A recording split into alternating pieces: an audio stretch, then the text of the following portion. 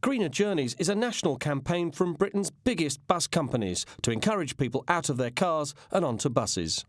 The campaign aims to shift 1 billion journeys to buses from cars by 2014, saving 2 million tonnes of CO2 emissions.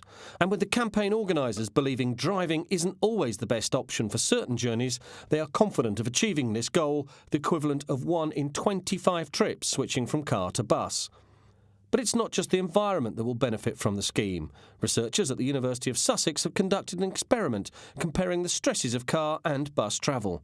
We have found in some of our studies of commuter drivers that the drivers are experiencing levels of stress similar to those of a combat pilot flying into action or a riot policeman facing an angry mob.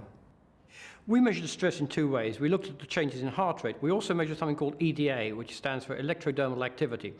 And this is a measure of how physically and mentally stressed you're becoming by any situation. And when people were driving a car, we found a peak in their EDAs at certain points in the journeys, meaning they were becoming very stressed indeed. Well, getting on the bus for me initially I'd consider quite stressful because I love my car. But the morning I got on the bus, it was there quite quickly, paid my money. I think initially I was a bit, am I going to get a seat? But then I got a seat and I was absolutely astonished of how quick it was and really stress-free.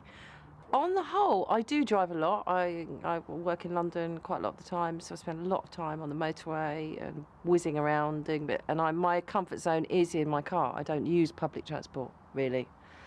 But getting in my car that day, I found the car drive very, very stressful indeed.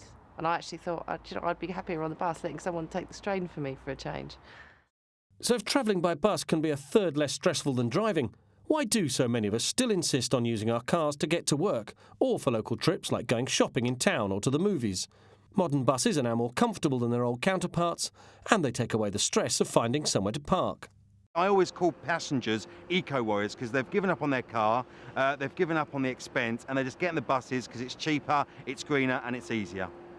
The new scheme is being piloted in Milton, Keynes, Norwich and Exeter before its nationwide rollout. And to demonstrate their commitment to getting motorists out of cars and onto buses, Greener Journeys is giving away 1 million free bus trips throughout the UK. If we can deliver our target of taking 1 billion car journeys off our roads by 2014, we will deliver real benefits in terms of the environment. That's a reduction of 2 million tonnes of CO2. A single double-decker bus can take 75 cars off the road. As a result of this study, my advice to motorists would be to give the bus a go on a commute. I think you'll find 3 things. First of all, it's much more relaxing. Secondly, you can get some work done. And thirdly, when you arrive at your place of work, you'll be in a much better condition to do your job than you would be if you'd driven through heavy traffic.